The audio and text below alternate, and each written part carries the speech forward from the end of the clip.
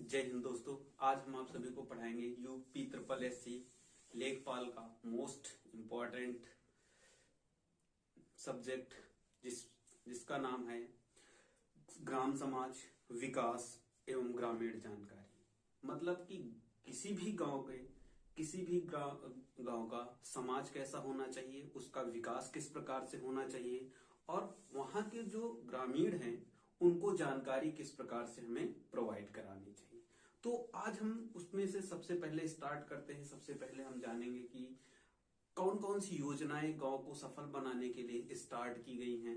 तो इसमें से सबसे पहली योजना है सांसद आदर्श ग्राम योजना।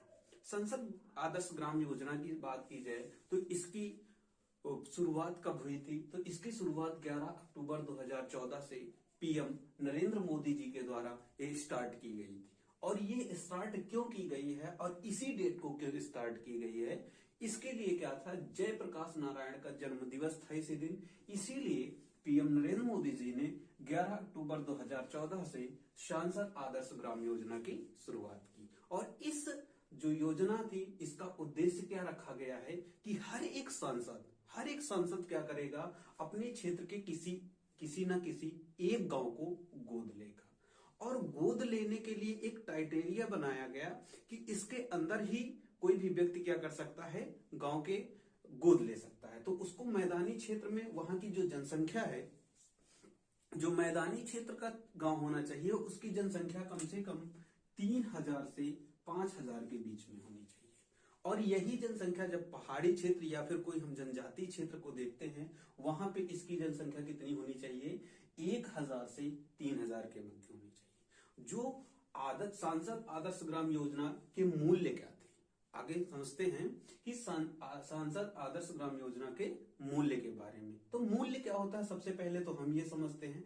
मूल्य का मतलब ये होता है किसी भी वस्तु का मूल्य से नहीं, मूल्य का मतलब ये होता है वहां के जो उपाय कराए जाएंगे, वहां पर जो सफलता गांव को एक अच्छा बनाने के लिए क्या क्या उपाय किए जाएंगे। तो उसमें क्या किया जाएगा, समाज के सभी वर्गों का समामेलन। अगर हम किसी भी गांव को स्वच्छ बनाना चाहते हैं या सुंदर बनाना चाहते हैं तो वहां के लोगों का समामेलन होना बहुत जरूरी है। समामेलन का मतलब है एक दूसरे के भावनाओं की कद्र करें और एक दूसरे की बातें सुने। ठीक, आगे है निर्धन व कमजोर व्यक्तियों का सहयोग। उस गांव के जितने भी बड़े यानी कि अमीर लोग हैं वो क्या करें कि गरीब लोगों की क्या करें, उनकी सहायता करें। जो कमजोर हैं, आर्थिक रूप से कमजोर व्यक्ति हैं, तो उनकी सहायता की जाए। फिर आगे क्या है, महिला पुरुष का समान सम्मान। और हर एक गांव को सफल बनाने के लिए क्या होना चाहिए कि उस गांव की जो महिला होनी चाहिए और पुरुष जो होना चाहिए, उन दोनों में कभी भी भेदभाव नहीं होगा, तभी वो गांव क्या होगा, आगे बढ़ेगा। फिर सामाजिक न्याय की गारंटी। और जो सांसद है वो जिस गांव को भी गोद लेगा उसकी गारंटी होगी कि वहां पर कोई भी निर्दोष व्यक्ति को सजा नहीं होगी और कोई भी ऐसा व्यक्ति जो है सजा किया है उसको माफ नहीं किया जाएगा। मतलब कि पूरी तरीके से जो वहां का न्याय होगा वो सुंदर और सुव्यवस्थित होगा। आगे समझते हैं दृष्टिकोण। ये सांसद आदर्श ग्राम योजना का दृष्टिकोण क्या बनाया गया है। दृष्टिकोण की बात की जाती है तो इसमें क्या किया गया है, दृष्टिकोण का मतलब है कि जब इस योजना को बनाया गया तो उसके क्या क्या प्रॉफिट देखे गए कि इस योजना को जब हम पास करेंगे तो हम इसमें क्या क्या निखार देखेंगे। तो वही चीज होती है दृष्टिकोण। तो दृष्टिकोण में क्या देखा गया कि स्थानीय संस्कृत विरासत को प्रोत्साहन देना। सबसे पहले हमें क्या करना होगा, वहां की जो संस्कृति होगी, जिस भी गांव को गोद लेंगे उसकी संस्कृति को हम क्या करेंगे, पूरी तरीके से प्रोत्साहित करेंगे। अगला है पारस्परिक सहयोग। और वहां के जो व्यक्ति होंगे उनमें पारस्परिक सहयोग की भावना विकसित करानी है। आगे क्या है, आत्मनिर्भरता की भावना। यह आत्मनिर्भरता शब्द से कौन नहीं परिचित होगा, क्योंकि ये हमारे पीएम नरेंद्र मोदी जी का बहुत ही प्यारा वर्ड है। और ये ऐसा होना भी चाहिए कि हर एक व्यक्ति क्या होना चाहिए, अपने आप में आत्मनिर्भर होना चाहिए। मतलब कहने का कि किसी भी प्रकार की उसे किसी की सहयोग की जरूरत नहीं होनी चाहिए। आगे है सार्वजनिक जीवन में पारदर्शिता, जो जीवन यापन कर रहे हैं उसमें पारदर्शिता आनी चाहिए। हमें किसी भी प्रकार की किसी भी चीज को छिपाना नहीं चाहिए। हम लोग जैसा भी जी रहे हैं बहुत ही अच्छा जी रहे हैं और उसमें ज्यादा से ज्यादा प्रोत्साहन करना चाहिए और आगे बढ़ने की कोशिश करनी चाहिए। आगे है जो संसद सदस्य स्वयं अपनी दंपत्ति की से अलग गांव का चयन। कहने का मतलब यह है कि जो सांसद होगा वो संसद का पहली बात तो सदस्य होगा, तो वो जो सांसद होगा वो क्या करेगा, ना तो अपने गांव को गोद लेगा, ना ही जहां पर उसका विवाह हुआ है, स्त्री हो या पुरुष हो, उसका विवाह जहां पर होगा उस गांव को भी वो गोद नहीं ले सकता है। ये इसके नियम रखे गए। फिर आगे क्या है, इसके लक्ष्य के बारे में, मतलब इस जो योजना स्टार्ट की गई इसका लक्ष्य क्या रखा गया, सबसे इंपॉर्टेंट ये था। क्या कहा गया, 3 वर्ष के अंदर 50% गरीबी में कमी आनी चाहिए। मतलब कहने का है हम जिस गांव को गोद लेंगे तो उस गांव में किसी भी योजना को चलाने में सबसे पहले तो आप समझते हैं कि इकट्ठे कोई काम नहीं हो सकता है। तो क्या कहा गया कि 3 वर्ष के अंतराल में क्या देखा जाएगा, जिस गांव को भी गोद लेंगे उसमें 50% गरीबी कम हो जानी चाहिए। ठीक, आगे क्या है, प्रौढ़ साक्षरता, मतलब कि वहां का जो हर एक व्यक्ति है वो क्या होना चाहिए, साक्षर होना चाहिए। वो छोटा बच्चा हो या फिर कोई बड़ा व्यक्ति हो, सभी को साक्षर बनाना।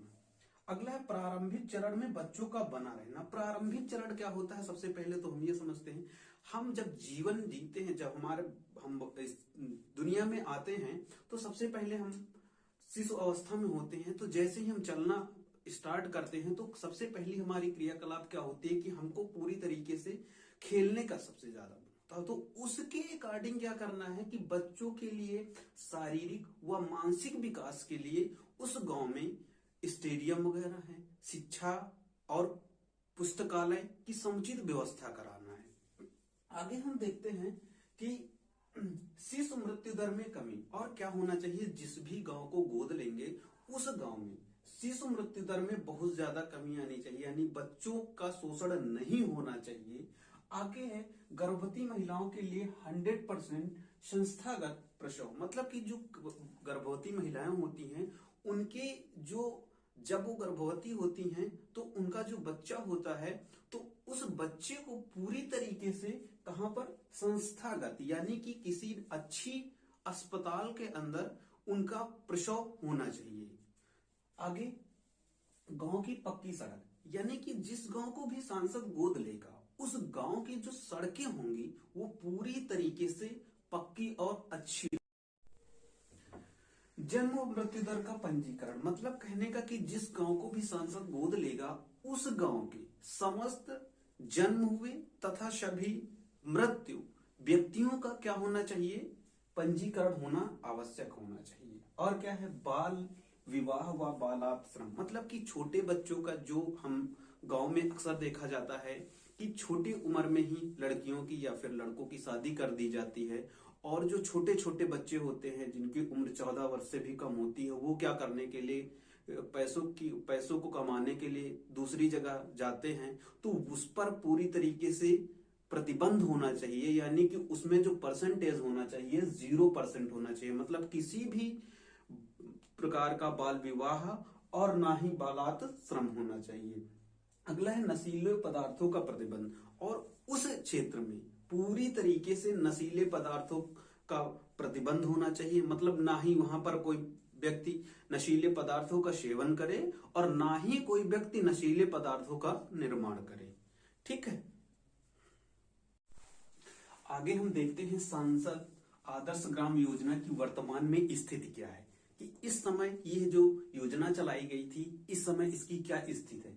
6 वर्षों में इसको देखा गया, मतलब 6 वर्षों का जो आकलन था उसको देखा गया, तो उसमें जो चौथे चरण में देखा गया कि 2/3 लोकसभा सांसदों ने अपने संसदीय क्षेत्र से ग्राम सभाओं का चुनाव ही नहीं करवाया। मतलब जो सांसद थे उन्होंने क्या किया, अब जिस भी ग्राम सभा को उन्होंने गोद में लिया उसमें उन्होंने क्या किया, चुनाव ही नहीं कराया। फिर क्या हुआ, संसद के दोनों सदनों में अगर बात की जाती है, जो संसद का लोकसभा और राज्यसभा दोनों सदन होते हैं उनमें सदस्यों की संख्या टोटल कितनी है, 790 है। अब क्या किया गया है कि उसमें से देखा गया कि 252 सदस्यों ने ही अभी जो चयनित ग्राम सभाओं की सूची थी उसको साझा किया, मतलब सबको दिखाया है कि मात्र 252 लोगों ने क्या किया है कि इस योजना का पूरी तरीके से सफल संचालन किया, जिसमें से लोकसभा की बात की जाए तो 201 सदस्य थे तथा जो बाकी के थे वो राज्यसभा के सदस्य थे। ठीक है, आगे हम चलते हैं। संसद सदस्यों की भागीदारी में कमी पाई गई। इसमें क्या हुआ, जो संसद सदस्य थे इसकी भागीदारी में लगातार गिरावट होती गई। अगर जब इसका पहला चरण यानी जब स्टार्टिंग हुई थी उसमें उस समय 703 सांसद ने क्या किया था, इसमें भागीदारी ली। फिर इसका दूसरा चरण आया, दूसरे चरण में क्या पाया गया कि केवल और केवल 497 सांसद ही ऐसे हुए जिन्होंने इस योजना में भाग लिया। फिर तीसरे चरण में क्या हुआ, इसमें और भारी गिरावट आई। कितनी आई, उसमें सदस्यों की संख्या मात्र 301 सांसद हुए। ठीक है, फिर आगे देखते हैं आगे की राह क्या, मतलब आगे इसमें क्या देखा गया कि आगे इसका भविष्य कैसा हो सकता है। मतलब ये जो सांसद आदर्श ग्राम योजना चलाई गई है इसमें भविष्य में इसके आगे क्या हो सकता है कि क्या योजना बनाई गई है कि मतलब इसमें क्या सुधार किए जाए। ठीक, तो इसमें क्या किया गया है, देश का सर्वांगीण विकास के लिए गांव किसी भी जाति किसी भी लिंग में भेदभाव के बिना अवसर उपलब्ध कराएगा। मतलब क्या बताया गया है कि अगर किसी भी देश का आपको विकास करना है, किसी भी देश की उन्नति करनी है तो उसमें सबसे बड़ी भागीदारी किसकी होती है, ग्राम सभा की होती है। ग्राम में क्या करना है, तो गांव के जो जितने भी सदस्य होंगे उनकी भागीदारी सबसे ज्यादा इंपॉर्टेंस है। उसमें किसी भी प्रकार के जाति किसी भी प्रकार के धर्म किसी भी प्रकार के लिंग में भेदभाव नहीं करना है। आगे आत्मविश्वास को बढ़ावा देना, और जो भी व्यक्ति होगा उस हर एक व्यक्ति के अंदर क्या होना चाहिए, एक आत्मविश्वास होना चाहिए। मतलब कि पूरी तरीके से आत्मविश्वास हर एक व्यक्ति के अंदर भरा हुआ होना चाहिए। आगे देखते हैं आदर्श ग्राम का विजन क्या होता है, मतलब किसी भी चीज की आगे क्या देखा गया, मतलब क्या देखा गया क्या पाया गया, इस चीज को क्या कहते हैं, विजन मतलब ये होता है किसी भी योजना या फिर किसी भी चीज को देखना। ठीक है, क्या विजन था इसमें, बुनियादी सेवाएं देना। ठीक, इसमें क्या कहा गया कि मतलब बुनियादी सेवाएं मतलब जिस चीज की जरूरत हो, जिसको जिस प्रकार से जो ग्राम सभा उन्नति कर रहा है, जिसकी जो उसकी आवश्यकताओं के अनुसार क्या करना है उसको देना। फिर उसके बाद है असमानताएं कम से कम करना, मतलब कि जो भी गांव होगा उसकी जो असमानताएं होंगी उसको कम से कम करना। मतलब कि हर एक गांव के सदस्य को आपस में जोड़े रखना, मतलब जाति धर्म लिंग में किसी भी प्रकार का भेदभाव नहीं करना है। सम्मानजनक जीवन, और गांव का जो भी व्यक्ति होगा उसमें क्या होना चाहिए, एक सम्मानित जीवन वो अपना जी सके, यानी कि उसमें आत्मविश्वास भरा हुआ हो।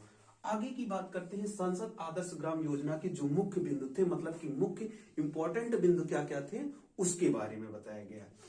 आगे क्या, संसद के नाम से शुरू की गई यह मांग पर आधारित है। मतलब क्या कहा गया कि ये जो संसद ग्राम आदर्श ग्राम योजना थी ये सिर्फ संसदों के नाम से ही स्टार्ट की गई, मतलब इसमें मेन जो रोल होगा वो किसका होगा, संसद का होगा। फिर आगे क्या है, समाज द्वारा प्रेरित हो, मतलब कि वो जो संसद ये योजना है कि मतलब ये समाज के द्वारा ही प्रेरित हो, मतलब ये जो बढ़ाई जाएगी इसमें समाज की भागीदारी सबसे ज्यादा होगी, जनता की भागीदारी होनी चाहिए। अगर समाज की भागीदारी है, समाज की भागीदारी तभी हो सकती है जब वहां की जो जनता है वो पूर्ण रूप से उसके प्रति उत्तरदायी हो। आगे क्या देखा गया है, सामाजिक आर्थिक संकेतनों में सुधार देखा गया, मतलब इस सांसद आदर्श ग्राम योजनाओं के अनुसार क्या हुआ, किस प्रकार से इसके सुधार हुए, सामाजिक रूप से किस प्रकार से सुधार हुए और आर्थिक रूप से, दो प्रकार के सुधार होते हैं। ठीक है, इसमें क्या हुआ कि मतलब इसमें 10 क्षेत्रों में विशेष फोकस किया गया, जिसमें से सबसे पहला क्षेत्र कौन सा है, पेयजल एवं स्वच्छता। मतलब कि किसी भी गांव को स्वच्छ बनाने के लिए, मतलब किसी भी गांव को एक अच्छा गांव बनाने के लिए क्या करना चाहिए, वहां पर पेयजल की पूरी अच्छी व्यवस्था होनी चाहिए और वो गांव जो है पूरी तरीके से स्वच्छ होना चाहिए। आगे है शिक्षा, मतलब हर एक गांव का सपना होता है और हर एक व्यक्ति का सपना होता है कि हम अच्छी शिक्षा ग्रहण करें, तो उसको प्रोवाइड कराना यही हमारे सांसद आदर्श ग्राम योजना का उद्देश्य था। फिर आगे है स्वस्थ और पोषण, मतलब कि हर एक व्यक्ति को स्वस्थ, हर एक व्यक्ति क्या होना चाहिए, स्वस्थ होना चाहिए। उसके लिए उसको हर एक प्रकार के जो पोषक तत्व हैं वो वितरित कराए जाएं। ठीक है। समाज सुधार, मतलब कि जो वो समाज है वो पूरी तरीके से क्या होना चाहिए, सुरक्षित होना चाहिए, समाज में सुरक्षा का प्रभाव होना चाहिए। आगे क्या है, ग्रामीण सड़कें और आवास, मतलब कि वहां के जो हर एक गांव की जो सड़क है वो पूरी तरीके से क्या होनी चाहिए, पक्की होनी चाहिए। और वहां के जो आवास है, मतलब जो व्यक्ति निवास कर रहे हैं वो पूरी तरीके से पक्के मकानों में रहने वाले हो। आगे है विद्युत और स्वच्छ ईंधन। विद्युत मतलब कहने का ये है कि जो गांव को गोद लिया गया है उस गांव में पूरी तरीके से विद्युत की व्यवस्था होनी चाहिए। और जो ईंधन होना चाहिए वो कैसा होना चाहिए, मतलब कि प्रदूषण रहित होना चाहिए, यानी क्या, एलपीजी होना चाहिए, हर एक घर में गैस कनेक्शन होना चाहिए। आगे है कृषि पद्धतियां, मतलब कि उस गांव के विकास के लिए विभिन्न प्रकार की कृषि पद्धतियां लाई जाए, मतलब कि हर एक तरह से, मतलब देखा जाए कि वहां की जमीन कैसी उपजाऊ है और उस जमीन को और ज्यादा उपजाऊ किया जाए और उसमें हर एक प्रकार की फसलें उत्पादित की जाए। आगे है वित्तीय समावेशन, मतलब कहने का कि वो गांव क्या हो, वित्तीय समावेशन करने में सबसे ज्यादा सक्षम होना चाहिए। डिजिटलीकरण, जो कि अब वर्तमान समय में सबसे तेज पकड़े हुए है डिजिटलीकरण। प्रधानमंत्री नरेंद्र मोदी जी का भी कहना है कि ये जो हमारा भारत देश है ये पूरी तरीके से डिजिटलीकरण होना चाहिए, तो इस पर फोकस देना, मतलब कि ज्यादा से ज्यादा काम जो है हम ऑनलाइन करा सकें। आगे है जीवन यापन और कौशल विकास, हर एक व्यक्ति को क्या होना चाहिए, जीवन यापन करने की कला होनी चाहिए और उसके लिए वो पूरी तरीके से विकासशील होना चाहिए। आप समझ में आया, तो ये हमारा क्या हुआ कि ग्रामीण सामाजिक आर्थिक संकेतनों में सुधार। आगे हम देखते हैं राज्यों और गांवों का चयन, मतलब जब राज्य हैं वो कितने राज्य चुने गए, कितने गांव चुने गए, कितने जिले चुने गए, तो उसके बारे में हम चयन देखते हैं। ठीक है। 2011 की जनगणना के अनुसार क्या देखा गया कि टोटल 25 राज्यों में से, कितने राज्यों में से, 25 राज्यों में से 570 जिले चुने गए। कितने जिले चुने गए, राज्य कितने, 25 राज्यों में, कितने जिले, 570 जिले, तथा 46,844 गांव में यह देखा गया कि 50% से अधिक अनुसूचित जाति है। इतने गांवों को क्या किया गया, सबसे पहले टारगेट किया गया। फिर अगर बात की जाती है कि जो सांसद आदर्श ग्राम योजना के तहत कितना पैसा मिलता है, ये प्रधानमंत्री जी द्वारा दिया जाता है, यानी कि कहां से दिया जाता है, केंद्र सरकार द्वारा दिया जाता है। कितना दिया जाता है, 21 लाख रुपए प्रति गांव, मतलब एक गांव के लिए कितना दिया जाएगा, 21 लाख रुपए, जिसमें से दो भागों में पैसा लगता है।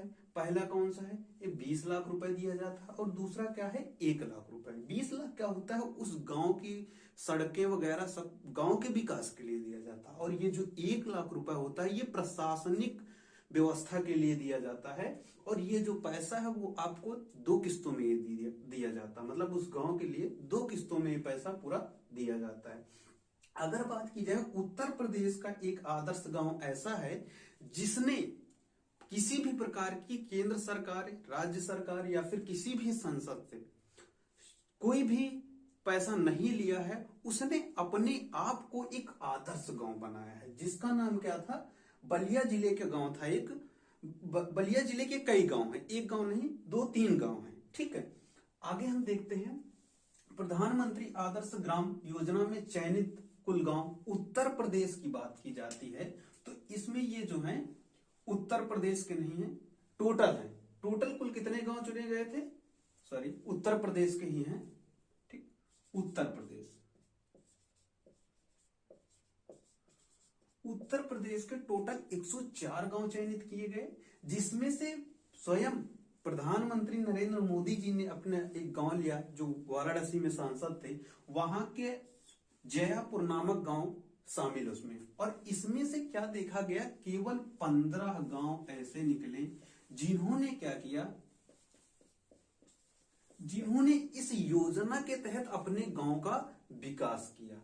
फिर आगे हम देखते हैं, भारत में स्वतंत्रता पूर्व व पश्चात प्रमुख योजनाएं, मतलब जब स्वतंत्र हमारा भारत हुआ था उसके पहले और उसके बाद में भी कुछ योजनाएं चलाई गई जो कि ग्राम से संबंधित, ग्राम के विकास से संबंधित। तो सबसे पहली योजना कब चलाई गई थी? 1920 ईस्वी में श्री निकेतन योजना। इसकी शुरुआत किसने किया था? रविन्द्रनाथ टैगोर जी ने किया था। और इसमें क्या कहा गया कि मतलब पूरी तरीके से वो गांव क्या हो, स्वच्छ होना चाहिए। फिर इसमें ये देखा गया, जब स्टार्ट किया गया तो उसमें से केवल उन्होंने पहले 8 गांवों को लिए। फिर देखा कि अच्छा रिस्पांस मिला तो फिर उन्होंने क्या किया, 15 गांवों को और लिया। फिर दूसरी कौन सी है योजना? सेवाग्राम योजना। सेवाग्राम योजना किसने स्टार्ट किया था? गांधी जी ने। गांधी जी ने क्या किया था? वर्धा में आकर, वर्धा में क्या किया था? वर्धा में आकर इन्होंने एक सेवाग्राम बनाया और उसी योजना का स्टार्टिंग किया। और इसमें जो है कस्तूरबा गांधी ट्रस्ट वगैरह जो खोले गए थे वो इसी योजना के तहत खोले गए। फिर अगला है राष्ट्रीय प्रदर्शन योजना। राष्ट्रीय प्रदर्शन योजना का मतलब ये हुआ कि इसमें प्रदर्शन किया गया था। ठीक, लगभग ये प्रदर्शन जो है 1 एकड़ की जमीन पर हुआ था। और ये जो प्रदर्शन किया गया था किसके द्वारा किया गया था? भारतीय कृषि अनुसंधान परिषद के द्वारा। कब किया गया था? स्वतंत्रता के बाद इसमें किया गया था, 1965 ईस्वी में। और इसमें लगभग 10 चीजें थी। 10 में से सबसे ज्यादा फोकस किस पे किया गया था कि ग्रामीणों के लिए क्या किया जाए, एक शुद्ध पेयजल सबसे पहले प्रोवाइड किया जाए। तो इस पर उन्होंने क्या किया था, महत्वपूर्ण स्थान इसको दिया गया था कि मतलब जो हर एक गांव हो उसको अच्छे से अच्छा पेयजल प्रोवाइड कराया जाए। आगे है निर्मल ग्राम पुरस्कार। अब जो केंद्र सरकार उसने थोड़ा सा दिमाग लगाया कि अगर जैसे हम किसी भी कार्य को करवाएंगे तो उसके लिए हमें क्या थोड़ा सा लोभ देना पड़े।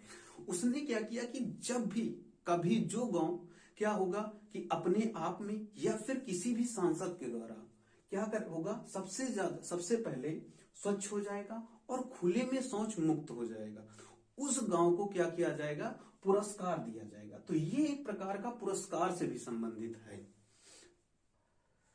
अब हम देखते हैं सांसद आदर्श ग्राम योजना के मुख्य जो क्वेश्चन हैं वो क्या हैं। अगर आप सभी को इन क्वेश्चंस के आंसर पता है तो आप सभी 1 मिनट के लिए वीडियो को पॉज करें और इन सारे क्वेश्चंस के आंसर अपने आप दें।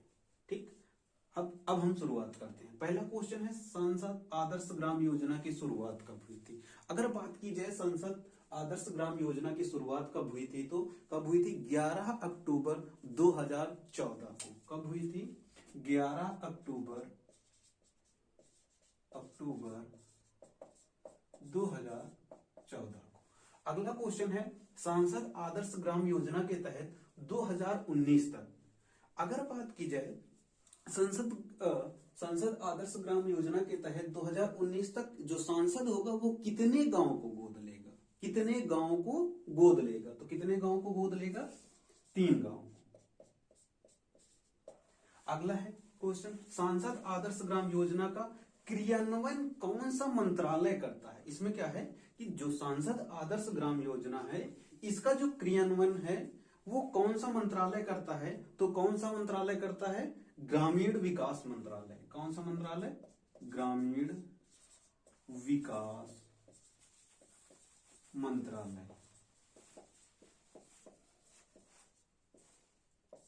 अगला क्वेश्चन है प्रधानमंत्री ग्राम सड़क योजना की शुरुआत कब हुई थी। अगर प्रधानमंत्री ग्राम सड़क योजना की शुरुआत की बात की जाए तो प्रधानमंत्री ग्राम सड़क योजना की शुरुआत कब हुई थी? 25 दिसंबर 2000। कब? 25 दिसंबर 2000। आगे क्वेश्चन है सांसद आदर्श ग्राम योजना का उद्देश्य क्या था। उद्देश्य इसका क्या था, मतलब क्या उद्देश्य था? आप सभी ने पढ़ा है कि क्या करना है, गांव को गोद लेना। क्या करना है? गांव को गोद लेना।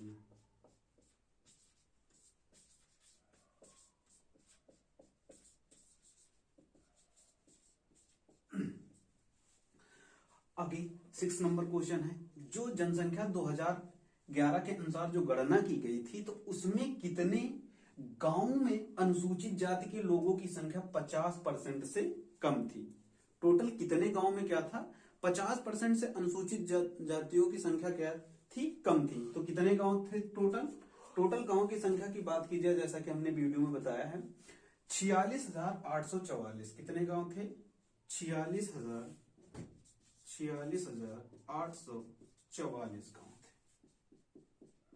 ठीक, अगला क्वेश्चन है, वर्ष 2024 तक प्रत्येक सांसद कितने गांव को आदर्श गांव में विकसित करेगा? मतलब कितने जो सांसद होंगे इनको टारगेट दिया गया कि कितने गांव को ये क्या करेंगे, हर एक सांसद जो है वो कितने गांव को मैक्सिमम इतना कम से कम विकसित उसको करना ही करना है। तो कितने गांव को? टोटल 5 गांव को। कितने गांव को? 5। नेक्स्ट एंड लास्ट क्वेश्चन है, संसद सदस्यों में ने वर्ष 2015 तक कितने ग्राम पंचायतों का निर्धारण किया? जो संसद सदस्य थे उन्होंने क्या किया, गांव का निर्धारण किया। तो कितने टोटल गांव का, ग्राम पंचायतों का उन्होंने क्या किया था, निर्धारण किया कि मतलब ये जो हैं ये सांसद आदर्श ग्राम योजना के पात्र हैं। तो कितने गांव थे टोटल? 661 गांव थे। कितने गांव थे? 661 गांव थे। तो ये रहा आज का आपका वीडियो जिसका टॉपिक था संसद आदर्श ग्राम योजना। अगर यह वीडियो आपके लिए उपयोगी है तो आप कमेंट करें और मेरे चैनल को ज्यादा से ज्यादा सब्सक्राइब करें, लाइक करें और बहुत ज्यादा प्यार दें और सब्सक्राइब करना ना भूलें। धन्यवाद।